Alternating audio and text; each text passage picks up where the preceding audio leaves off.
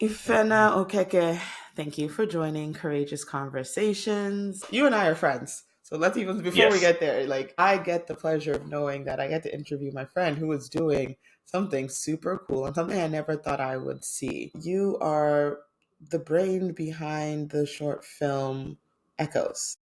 And so, for the people who are tuning in today, this is probably the first time they've heard about echoes. And I can describe it how I want, but that wouldn't do it justice.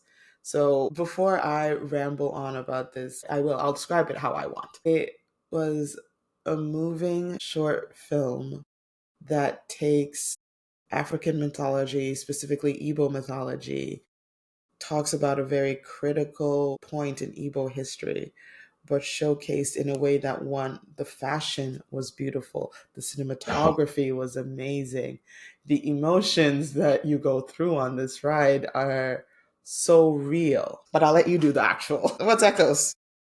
Thanks, Laurabelle. So I do appreciate you even taking the time and having me on your podcast.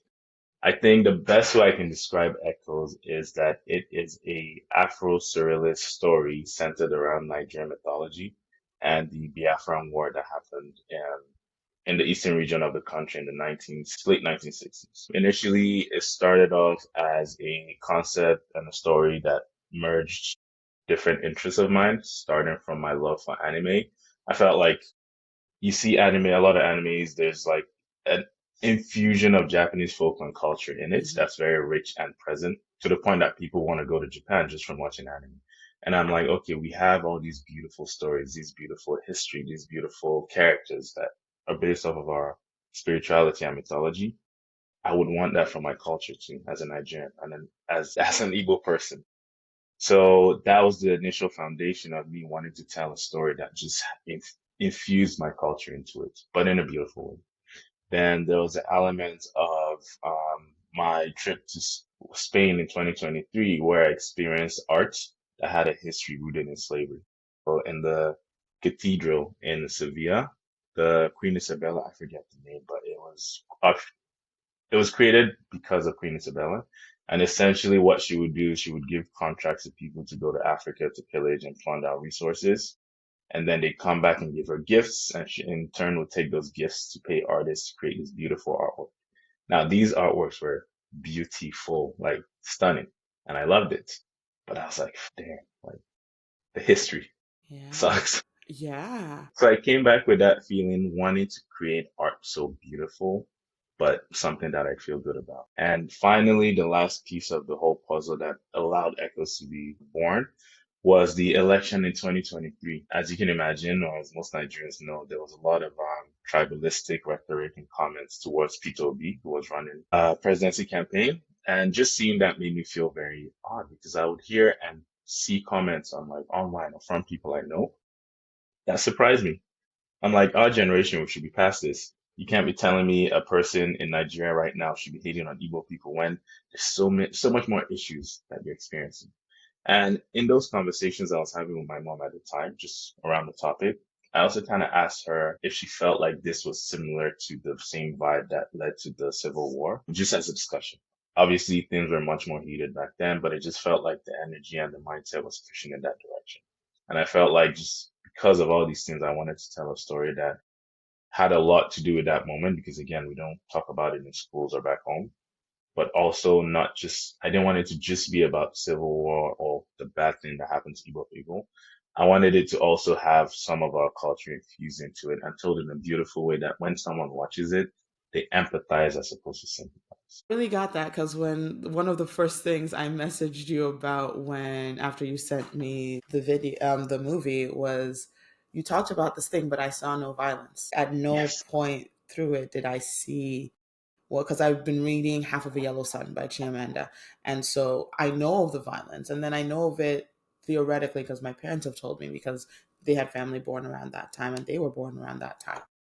And so when I was watching this in my brain, I was expecting that like gore aspect. I was waiting to see it. And when it didn't, I was like, I still felt all the things and I didn't have to see it. And I thought that was, my brain wants to say beautiful, but that's not the word. I thought it was ingenious to be able to No, I appreciate still evoke those feelings without brutalizing black bodies again because we're used to seeing Exactly. it happen. It's so common and so just it's everywhere. And it makes me feel bad because it dehumanizes us as people in the eyes of, I guess, other races if we're being real, or other folks Yeah. who aren't like black. And it was very important for me to do that because as you put it, it's like we know the war happened. We've seen enough stories that talk about war, specifically even the Biafran War, and we've seen those bodies. We've seen the documentary pictures that a lot of the British folks or the journalists took. We've seen the images of the children struggling in starvation. And I felt like that takes so much away from the core themes of the story, which is the emotion of what people went through in that moment. I also felt very much like seeing black bodies makes people sympathize from a place of, I guess, power or distance, where it's like that happened to those people, not me. They don't look like me, so I can't relate. I feel bad for them, but I can't relate. And felt like it was important for someone to go through the story and feel the same thing that the Igbo person would have felt in that moment. I definitely did not want to add more images, and there's nothing wrong to, Yeah. telling a story that does have violence of black bodies, but I felt like I didn't want to add to that collection, but I still wanted people to feel something so strong that they felt it at a human level. No, I think that was done beautifully. So when you were talking earlier about like what kind of sparked this notion for you, and we've danced around what you hoped people would get out of it. But when you are working on something that's creative, there's a part of you that you said you wanted to create beauty with a Yeah. history that wasn't rooted in something distasteful, something harmful. What were you hoping that people would watch this and see? Because you're presenting to them not just the history of something that happened, but you're presenting new concepts of Igbo and African mythology, which is new to a lot of the world, especially if it's not your own culture. Even if it is, so I'm Igbo and Nigerian too, but I don't know a lot about our mythology. So, what were you hoping we would get from seeing this played out? No, I love that question. My mantra over the past couple years now has been curiosity because I find that's literally what keeps people young. That is, as an artist, your superpower. And I think even as a person in general, that's what gives you a ledge or a leverage or like an edge over anything you're trying to accomplish. I think for me, I definitely wanted people to feel curious and just be like, it's not necessarily interested if they're not interested in those kind of things, but like ask questions and just feel the need to want to know more. Almost like I gave you a taste of something that could be so amazing. And then it's on you to seek it out or to ask for more or to push for more. I think Echoes definitely gives that because I try to tell a story, but I don't give too much. I'm like, hey, this could be more, but here's what it is right now. And if you want more, we can definitely see how we can make that happen. I think, in addition to curiosity, I do want people to feel empathy. I kind of mentioned it earlier already, the difference I find between sympathy and empathy, but I felt it was important to hone in on that empathy part because really what will change people for the better, what will make the world better, what will make people improve as a community is empathizing with one another. Wow. Now just listening to you talk about that, and then I'm just going back to like how I felt watching it Yeah, and like what it brought up in me. And there's definitely a want of more. I was sitting there, I was like, I okay, know. where's like, is there a sequel? No, I Am I know. messaging him being like, where's part two? Because I need to continue on this journey. There's so much stories to tell too, and even characters to touch on. I know I didn't even touch on the research that went into it, but like there's very little documentation of our history and our culture and our things in that capacity. And I felt in some ways I'm happy that it afforded me the creativity to put myself into it and to improve it how I saw it. But at the same time, I'm like, if you look at Greek mythology, Norse mythology. They're It's books. everywhere. Like it's well contained, but we don't have that, and it just made me feel bad to the point where I think that should be its own project, even just collecting our stories. So that pairs perfectly into my next question for you. Like, what did you gain personally? So, like, in doing this, you had to do some research to create this. How did that change the Ifena that I'm getting to talk to from the one who first had this brainchild? Did anything change in you as you got to create this? A lot changed. I think this project in some ways is a crowning moment of what was a difficult year. Full disclosure, I was going through a breakup at the time while I was writing it. Wow. You know, they say great art comes out of very tough emotional moments. So I think, I mean, if you've seen it, or I know you've seen it a while ago, but if when people see it, they will see the story as almost like the grieving process, 7 stages of grief in some capacity. And I think when I was writing it or when I was making it, I had hoped that I would come out of this moment I was experiencing in the same way that the film plays out. And I also wanted to prove to myself that I could do something. And this one might be a bit Nigerian, me, That's the fine. ego. We have ego. It is not a bad thing. That's the one But thing. I gave myself, it was literally unrealistic. Like from when we got the grant confirmation that we got the money to when the film was finished, give or take, was about 8 months. And this was me doing a lot of things for the first time. I had never worked with VFX, so first time. I had never made a comic book, first time. I had never directed a team of more than 20 people, first time. Like, there were so many firsts while figuring things out and also making sure people were informed, keeping people informed, connected, all this while working a full-time job. Okay. Okay, so you didn't even So, take a break from the 9 to 5 to bring this to okay. no, so I think for me, it definitely showed me that if I put my mind to something, and for anyone really, if you put your mind to something that you really like full wholeheartedly want, you can make it happen. It was a confidence booster. It gave me that Mamba mentality, as it's called, that I can literally conquer or do whatever I want to do, so long as I do it with full like empathy and honesty. I'm just like, one, you did all this going through heartbreak and a 9 to 5, and I was like, that's enough to It put was me. not easy. That's enough to put Trust me me. in bed and be like, I need a nap. But you decided, no, I'm going to channel Oh, this energy no. into something else. Yeah. So I'm going to ask a little bit about if you felt a sense of responsibility, because it's one thing to tell the stories of another culture where you can feel like you're removed from it, where you're like, I'm just telling you. I have no attachment to this. It's just, this is just is. But when you're telling the story of your own people, did you feel a responsibility as one to make sure that you got it right to a certain level, because there will be people of the culture being like, you're one of us, you got to know this thing? Or did you feel a responsibility for the people who are not of the culture being like, this is my first taste of this, and you feel like I have to get it right so that to break the myths and beliefs about what this culture is? So I love this question, and I feel like it might go long, like the response might be long, That's so fine. bear with me. I'm here for it. We got time.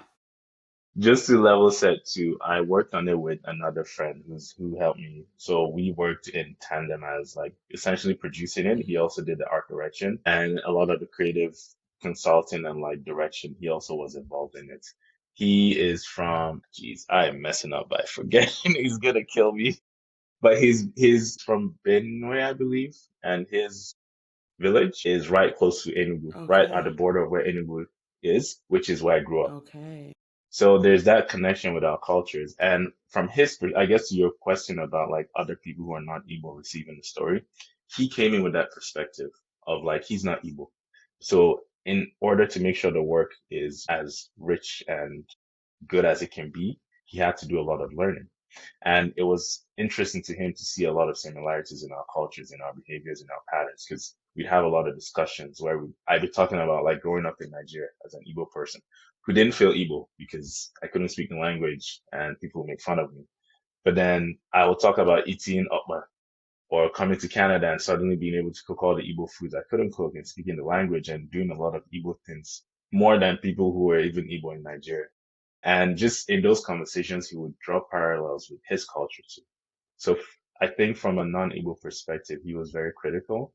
And it was also helpful that, I'm in Canada, I know a lot of non-Nigerians and non-Africans who I bounce ideas with. And it was important for me to kind of make the story as engaging and intriguing for people who aren't of the culture without, sorry, as Igbo as possible, but not alienating those people who are not of the culture. Okay. I think, yes, I did plan to put my best foot forward as an Igbo person, but I wanted to make sure that someone can come into Echoes and take something away, regardless of where they're from. But as an Igbo person, you would take something special away. So Okay. that was kind of how I wanted to position it. Now, to answer your question about if I felt some kind of responsibility, yes, I did. I felt like, we don't have enough mythology or stories that talk about our spirituality in a positive way, or at least neutral way. Doesn't have to be positive, Yeah. but neutral, as opposed to, Nollywood's Not juju. to dash Nollywood. Not to dash Nollywood. They know their Let me thing. take that back. Let me take that back. Not to dash Nollywood, but there's always a common pattern of using our spirituality as a crux for other Yeah. stories. But I felt like it's an important part of our culture and our community that we need to just document it. We don't have to bash it. We don't have to knock it down. We don't have to make it the best thing in the world, but at least just keep talking about it. And I felt like I wanted to make sure it was told in a beautiful way where it's received well. And I think with the lack of a rich source of information to pull from or knowledge base to pull from, I do appreciate that I was given the luxury to put myself into it. I think a lot of times too with our traditional stories, we're not allowed to play. It's almost like it has to be matter of fact. It has to be exactly what happened. And funny enough, that's feedback I got from some people being like, hey, this felt not evil because I didn't see da da da, or like the war, I didn't see the war. I'm like, but that's the point. There's enough of that for you to go to if you want to find it. But this is not supposed to be exactly what you're supposed to see. It's supposed to be something that people can look at and know that, okay, I'm Nigerian and I have a beautiful history that I can pull from for any inspiring story I want to tell. And I can tell it my way without feeling obliged to tell it a specific. As you say this, I think of two conversations that I've gotten to have on this podcast. I've gotten to talk to Dr. Uju Onoa, who is the first, who has her PhD in archaeology from Memorial University. She's the first Black woman to Oh, graduate with that's that. beautiful. She is awesome. And so she's Igbo as well. When we're talking about how, when we look back on our culture, because things weren't written that way, we seem to be losing stories. And They are. it's important to keep these stories alive, and that we need to find new ways to document these stories. And then I think about Exactly. talking to Karen Apuch, who is the creative director for Rooted, which is a show done by Brian Amadi here in Newfoundland and Labrador, photographing Black people in traditionally Newfoundland and Labrador spaces. And we That's went back beautiful. talking about, once again, so she's Nigerian again, talking about she has lost stories because people have died and we don't have these things documented. So Exactly. I'm looking at this work that you're doing and about how this keeps stories alive, but still keeps them beautiful, because there's this tendency of like the gray documentary of horror and sadness of Exactly. history. No one, and it has its place, right? I'm Yeah. not knocking it No, it's down, true. but I feel similar to like if I look at, okay, I game a lot, I watch anime. There's this video game that came out last year called Black Myth Wukong, and it's based on Chinese mythology of Sun Wukong, who's the monkey god. There's been a lot, like, that's one of the most popular folklore out of Asia, Hmm. and there's been so many iterations of that story in movies, series, video games too, but it's a story that's been told multiple times. We, to your point, are an oral culture, Hmm. and with the language dying, so are our stories. But then, similar to how these companies and like in China, they found a way to keep these stories alive through different mediums, like the newer mediums versus the older way of just writing it down. It's alive, and their people are able to reference it. They're able to go back to it. They're able to connect with it. We can do that too. We don't have to be, and I'm not, again, this is not a knock on anyone or No, any process. I absolutely. think there's a cultural shift in Nigeria, and there's a lot of people like me and like you who consume media in different ways now. And I feel like the culture has to move with that too, the habits, and start putting our stories in that capacity so it can stay alive. Because then, our kids, the future, when they look back, when they want to connect with who they are, where they came from, you don't want it to be something boring where after a couple minutes you want it to be engaging with them, not boring, Yeah. engaging.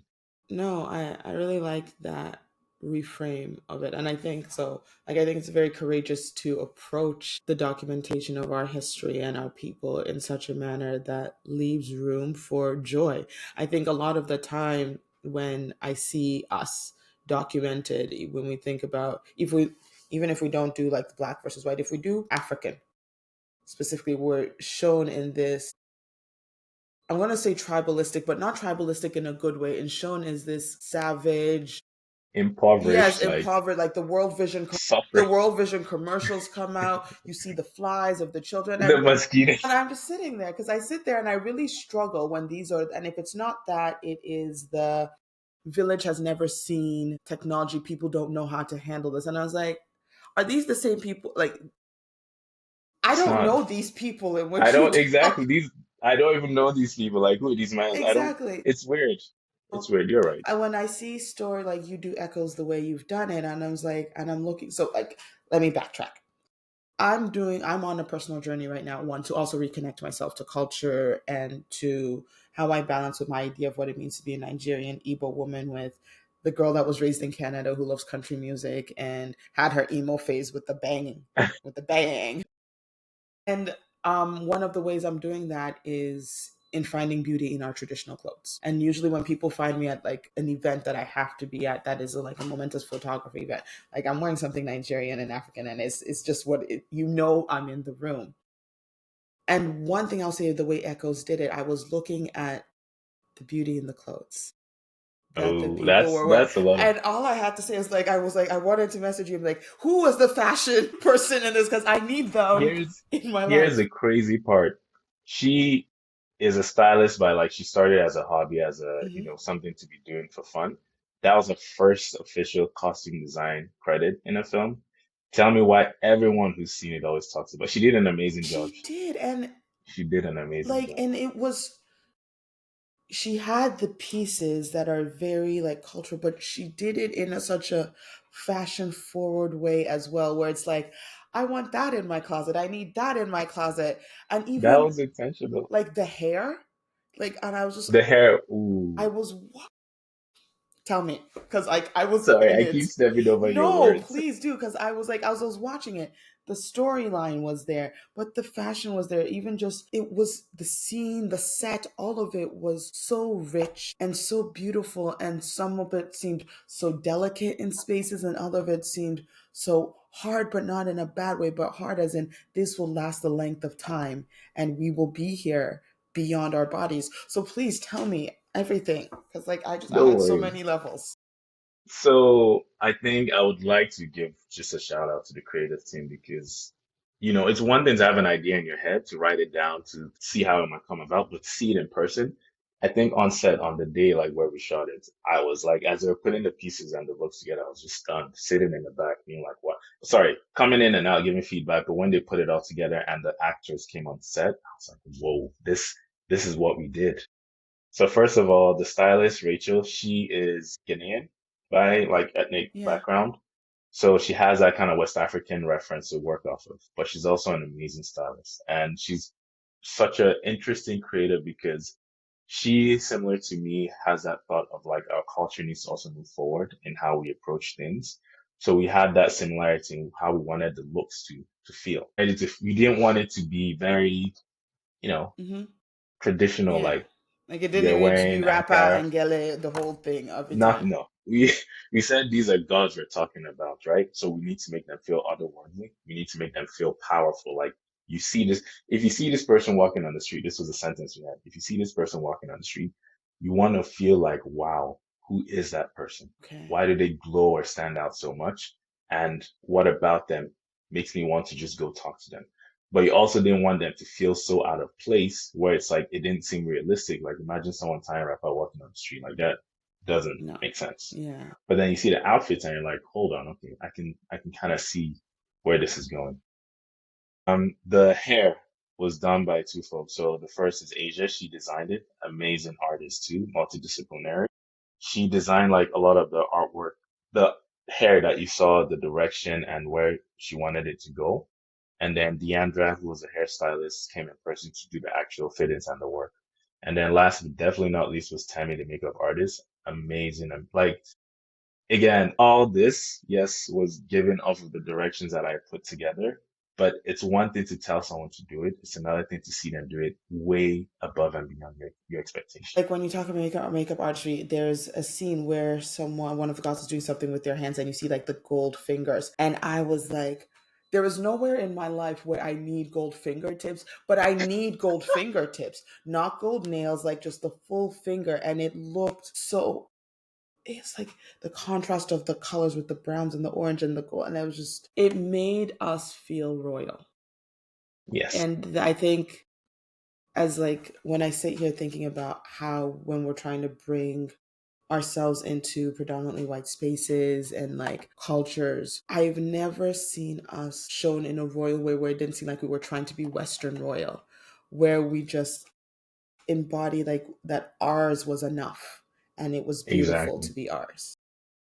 And I have to acknowledge David, so my producer, the other guy who worked on the project with me, his influence in that because a lot of times, as I mentioned, I do love anime and video games. I did kind of get carried away in what I wanted to put in, and he would be the voice of reason to be like, okay, look, we are trying to make a story that is about like Igbo and Nigerian history. Maybe don't add this influence that seems a bit too Western. And I think that was something that was so valuable. I wish 100% that didn't come from me, like the talk, because Yeah, if they just went with my ideas, it might have been just a bit too much. But he would always bring me, down. Him and also the creative team, because Rachel, similarly, yeah. the costume design, she would also tell me like, hey, look, I know you want this, but it doesn't really fit in the vision you have because it will take away for X, Y reason. So I think the creative team, as well as David, was very influential in making sure the story, the emotion, and the feeling of the whole short film was rooted in like Igbo culture and Nigerian history and Black culture. I think the team that you had around you, one, they knew their stuff and they came I mean, prepared to no, hold you they accountable to the story you wanted to tell. And so I think that's one, also courageous of them to be willing to be like, I know this is your dream, but bro, you're going off track for if this is what you yeah, want people to do. And then courageous on your it was end needed. to be like, yeah, you're right. I'm gonna take a seat I on think this one. no facts, facts. So film production, creating any in any genre, in any field, in any specific, has work, and sometimes things do not go to plan, and sometimes there are challenges. So if because if you just watch this, you would think that this was perfect and there were no oopsies, no blahs, like no one even sneezed wrong on that set. And that's what you would think. But I'm going to ask Yeah. you to like take us behind the curtain, behind the beauty and everything. Did anything go wrong? Were there anything challenges that you had to like overcome to get this beautiful product? This laugh was a laugh of pain. To be like, if you only knew the problems If only last year where we made this till 2024, my God, it was a trial. and So tribulations. first of all, I feel the grants. So just, I guess maybe I never spoke about it, but I did apply for three grants, Hmm. and that was how I was able to create the project. So I applied for Toronto Arts Council, Ontario Arts Council, and Canada Arts Council, and I got the Canada and Ontario Arts Council grants. Unfortunately, didn't get the Toronto grant, but I felt like, to David's also his credit, that was kind of when he also came in Hmm. after I got the notification. Sorry, slightly before I got the notification. He did say that regardless of what happened, we'll make this project. And I think that energy was incredibly important. And that literally that energy, we kept saying it over and over again. We go, they're all right. Just don't worry. If whatever happens, we'll figure it out. I feel like that's the only reason why this project, well, one of the main reasons why this project was a success. After the grant notification, I kind of refined the story, started having regular meetings with David to, improve things and push things in a certain direction. Full disclosure too, initially it was a photography project with some video aspects, but then through conversations, through discussions, we decided to pivot it into a short film and an exhibition, which then added a comic book, the photos, the digital designs, and a bunch of other art pieces. Now, the stage where not issues, problems started coming up was production. So we needed to find a space where we could shoot it. So green screen, those are very expensive and it wasn't going to be a 1 day shoot for sure. So we needed to stretch it out. And I think within reason, I tried to keep it to 2 days. So finding a studio that was affordable with 2 days while renting equipment that could fit over 20 something people was literally going to take up almost all my budget. Too But dense. unfortunately, I had a friend who he also co-produced it with me. His name's Renji. He was able to help us find a studio that was affordable. Also, this was a black guy too. He's, I think, from the Caribbean. Because he was interested in the work, gave us an insane, like when I tell you, we saved so much money by using his studio. He gave us free equipment, Wow. free stuff.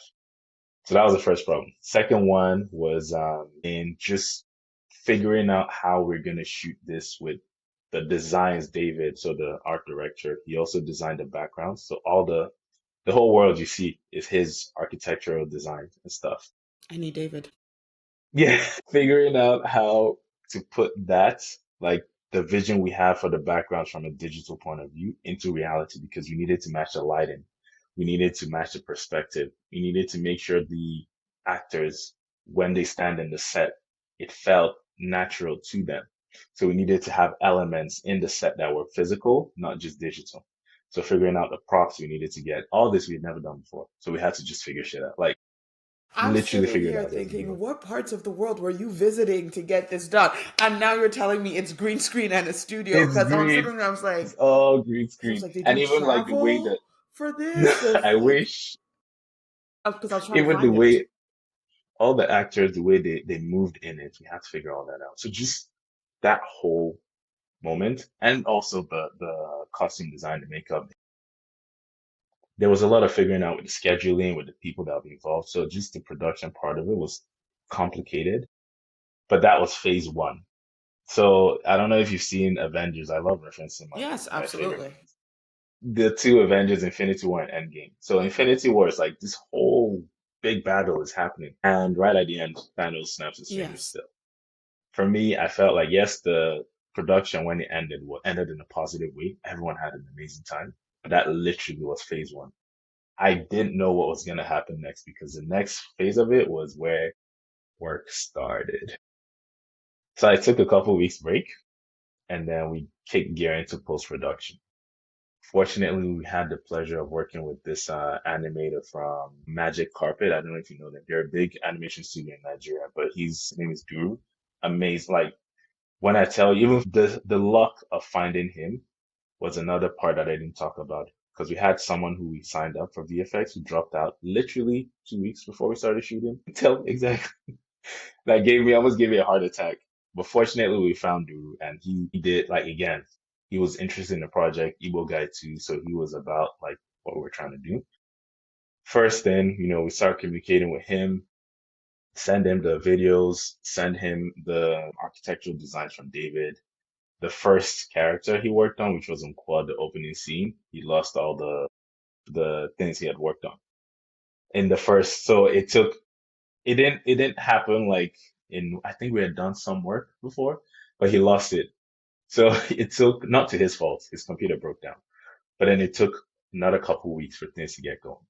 And then we had set a deadline for the exhibition. So the film needed to be done by November, I think we said 16th. So we literally had 8 weeks to do all post production. So that pushed us back and we were freaking out. We are like, what's going on? But fortunately, he was able to make things go. Alternatively, similarly, the comic book.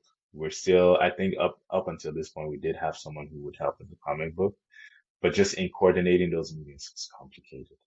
And then in planning the exhibition was complicated. And then we found out that the exhibition, the space we had, they had double booked it. So we needed to move the dates. And then we found out, oh, we need to print all these amazing works. But then hold on. We still needed to finish it up because it was dependent on the post production. But then the last piece that was a kicker was the music. And that's a lot of people's favorite part in the film. That music, I kid you not, was compiled, composed, and finished within a month of us showing the film. Because, and again, I'm not trying like this just happened, but the person we originally had couldn't make it, but only informed us like halfway into that post-production cycle.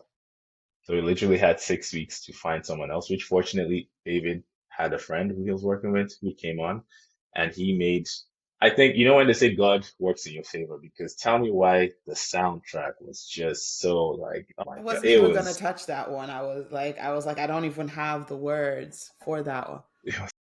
So all I'm sitting here thinking, you made a movie about gods, and thank God all of them were on your side because at every point you were Every challenged. point challenge. And it goes back to me talking about how this film made me realize having a Mamba mentality can get you anything because we just pushed through. It was a brute force, just no matter what happens, we push, we move forward. Doesn't matter. We'll figure it out. And that mantra is essentially what just allowed us to succeed. I'm sitting here and I'm in awe because I got to watch the film without knowing all of this. And watching the film, you would think that it won. You were traveling to different locations. I was sitting here being like, I have to talk to Ifenna and be like, where are these places so I could visit and just like be in the scene. Two, I would think that you did this in like years, but no, this is 8 months, 2 days. Pounding the pavement, like just dirty. It's unglamorous work. And I know like at the end of it, people talk about like the projects and the glamour. But when you're in it, it is tough. It is tough because, again, for me, I was physically, emotionally, mentally drained. Yeah, I had to put my best foot forward because the story was coming from me. I had to keep people engaged because I was a leader and like yeah, motivating them, making sure they saw that the vision was really. going forward, things were moving forward. They were informed. But deep down, I was struggling. So, And it was hard too because it's like you want to show and share. And to be fair, David was there yeah. to kind of bounce off of these down moments with, but you still want to be allowed to stay in it to be able to move past it. But I didn't have that luxury. So, So I think it was so I have a question for you because, like, our podcast is called Courageous Conversations, and we've had really great conversations. But I want to touch on that aspect of courage. It takes a lot to, like, when you stated like you started this when you had a heartbreak. How did you find the courage to step into these moments that no one would have looked at you and said, Ifenna, if you dip out now, no one's going to be mad. Like, no one would have no, been mad at you for that. So, what was it in you that made you on these hard days, on these tough days, on at any point when things went wrong in this production, you could have said, like, this is enough. I can go back to just my 9 to 5. I can work on the story later. I don't have to do it like this. I don't have to put myself in this situation. No one would count you less of a person. So, what was that courage, that voice, whatever you want to call it, that helped you step into this every day, time and time again, when you got wall after wall after wall? that's a great, great question. I think a lot of factors play in, but the first one I want to talk about for sure is that every time I thought about this project during its inception, I always had in my mind, I want to make something that 10-year-old me could look at and be so proud of. Not just as a kid experiencing something he liked, but to say that he himself did that. And I think it was important to hold that space in my head because I was like, as you mentioned, with each moment and issue that came up, it did feel like, why am I doing this? I would often ask myself, why did you bring this on yourself? But then I remember like, oh, nothing worth, anything worth doing is worth doing well. And issues coming up only shows you that you're being shifted in the right direction. And as I told you, it's like with every issue that came up, first of all, the VFX guy, the solution was miles better. And I think as I'm someone who loves experimenting and failing and like trying new things, and I've learned through those trial and errors that failure isn't a bad thing as long as you keep pushing, tend to get what you really actually want and what you're supposed to get. And I think with each failure that would then lead to a solution being found, I realized that this project was being pushed by some unseen, again, I don't want to reference God, but like some Call it. unseen like energy that I couldn't understand, but I just had to give my whole to. Every time something bad happened, a week, 2 weeks later, the solution would come up. And then I'd realize, hold on, the solution either saved me money or was far better than what the other alternative was. So that was very helpful. I think for the courage also to keep pushing along was like the people who I was working with and not wanting to disappoint them. These were people who had dedicated time, effort, energy, intention, and commitment to the project. And as a leader, you definitely don't want to let people down when they're giving you their all. A lot of them gave me a rate that was way below what they normally charge for what they do.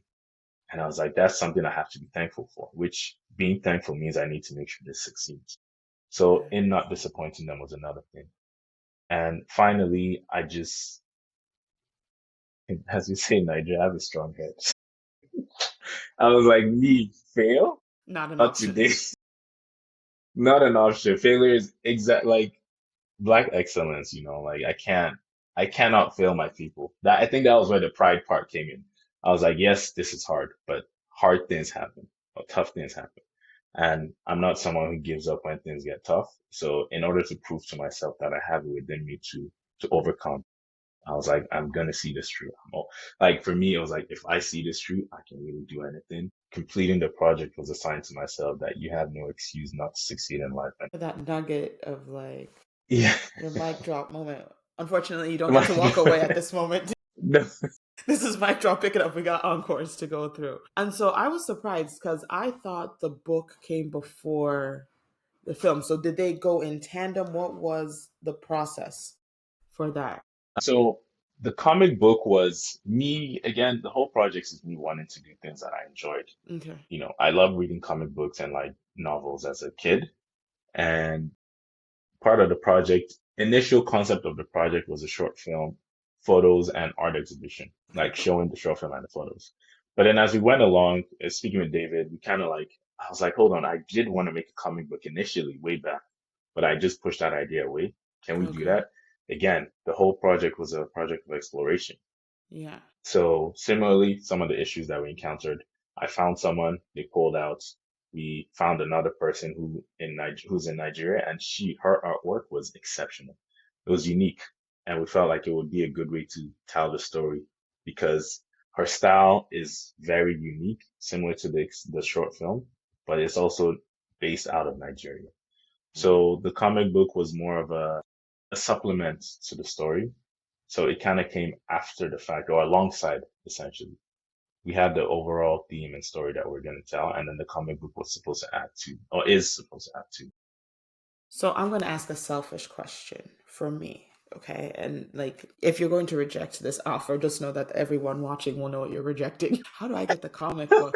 Because like, there is the part of me that like, I love the movie. I also, like you, was heavily into anime and manga growing up, but like, I used to disassociate into that space of another culture and but still in love with the storyline, the artistry and all of that. So how does one get echoes? So I do have some work to do to set up like a Shopify store or something, but I do still have a couple comic books that I have printed and can print more. I think right now I do need to define that process, but like even an email, just to reach someone reaching out is good enough. But yes, just for you, I will send one over. Just remind me. I will remind you Remind. post when it goes to air, when this podcast makes it live, I will remind you that it's time to send me. But so I have just two more questions before I set you back off into your life and everything. So this was the first step. Like I'm going to call it the first step. Echoes was the first. Is there more to come? Are there other stories you plan to tell? Are they going to be in the same vein, or have you not thought that far into new stories? I've definitely thought that far, and I've already started kind of building the themes Okay. around what those are gonna look like. Just to reiterate, to Echoes essentially was me seeing myself as a story.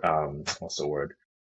World building. That's not a tool, I guess, a thing that I never really could put a word to, but it's something I've known that I've always loved. So like role playing games, comic books, manga, anime. I've always loved world building, and I think those themes come out in Echoes when you see it, like building.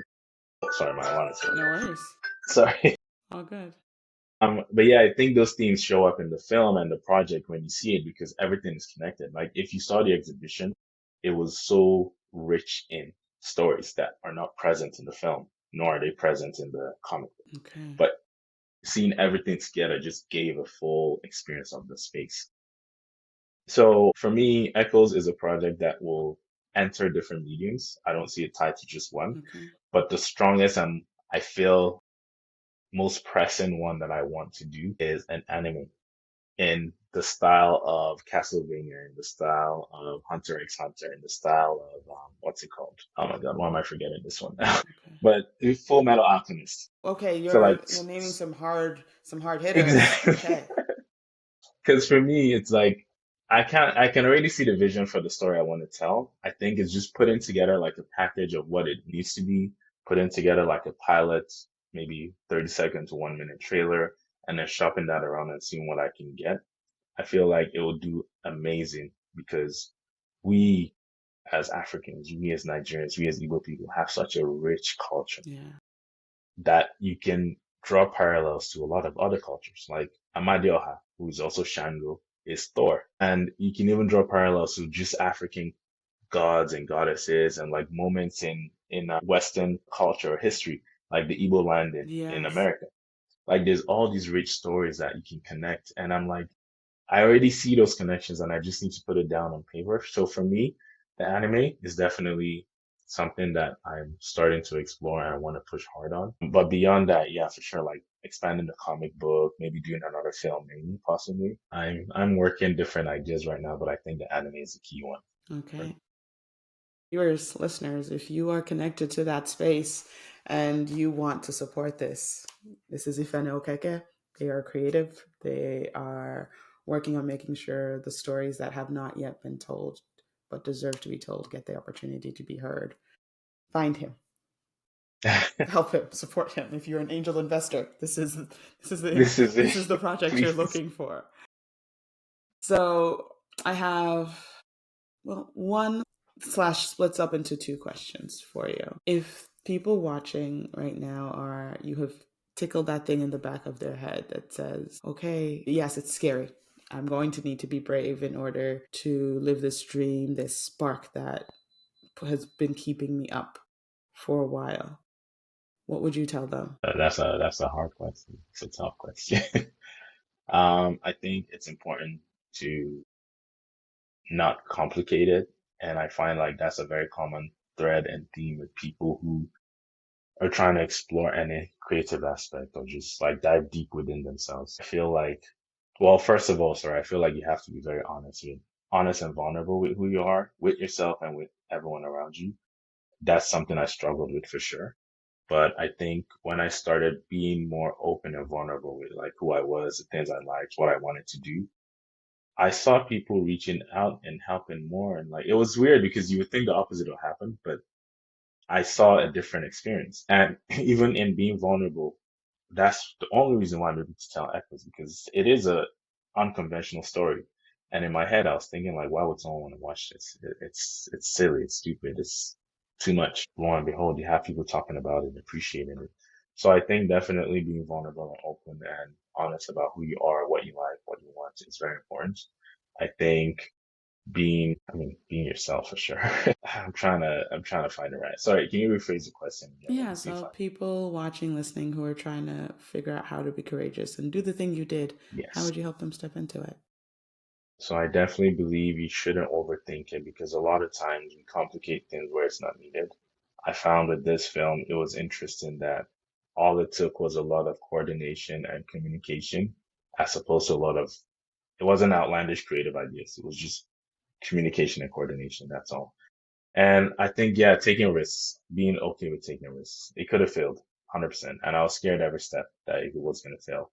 But we literally had no breathing room in terms of the cut, the film we shot, the scenes we shot. Every scene you saw was what we shot. We didn't shoot any extra scene, like, literally. We didn't have a lot of luxury with the time we were working with, but things happen. I think being flexible and adapting to situations is also important. So courageous, being vulnerable, being open to failure and rejection, and being flexible and adapting, I think are very important things that would allow someone to step into that space. And then the very last question I have for you before I set you free, because your alarm reminded us you have things to do and Yeah. places to be. There's this trend on social media now where people get to have, and what would they say? What would they do? So I know when you started you also talked about you wanted something 10-year-old you would be proud of. So You're going to coffee, you're going to eat. I'm going to take this back to Nigeria when we were 10. Mr. Biggs was still a thing. So you're rolling up into Mr. Biggs, which is no longer a thing in Enugu right now, but you're rolling up to Mr. Biggs. And 10-year-old you is strolling on in. He has his order ready. You're sitting at the table. What do you want to tell him? I would tell him to embrace who he is more. I think that light is usually dimmed as adulthood, and like you go out of your home to explore the world when that happens. I think for sure I would give him the what's the word? I would let him know that he as himself is enough, and there's no need to be anything else but yourself, even if it's unconventional or uncomfortable for other people. Because being in that you or that light or that's like owning that version of yourself is really what allows you to be who, like the world is a accumulation of average, like it's people all coming together and everyone's the same. But realistically, the only thing that sets you apart is just who you are. That's it. It's nothing complex, it's not some big brain thing. And I think I lost sight of that as I got a bit older. I have fortunately been on a journey to finding it. So I think I would definitely tell him to hold on to that light and, you know, lean into it. I would definitely tell him that I am proud of how he has overcome issues and like things that have come up in his life over the years and let him know that no matter what happens, he will always have the strength to overcome. And that even though he doesn't feel it now, he is actually a brilliant artist. He just needs to believe it, when the time comes. But if you can believe it, then that's much better. Because shit, we might make good stuff too earlier. But yeah, I think being okay with being yourself, being knowing that you have the strength to overcome, and then being proud of the work that you have been able to accomplish as well. Okay. Well, Ifena, I want to thank you for this early warning conversation. For one, creating Echoes. It's just such a beautiful film that tells such a rich story in a way that doesn't brutalize Black bodies, shows the beauty in African culture, and invites us to dream about a reality where we are and we are enough in just our being. Thank you for being courageous and telling all the things that go on behind the scenes to Yeah. create such a story. And thank you for coming to chat. I really appreciate it. Thanks, Marvel. Enjoy the rest of your evening. Thank you. Have a great day. Bye. Bye.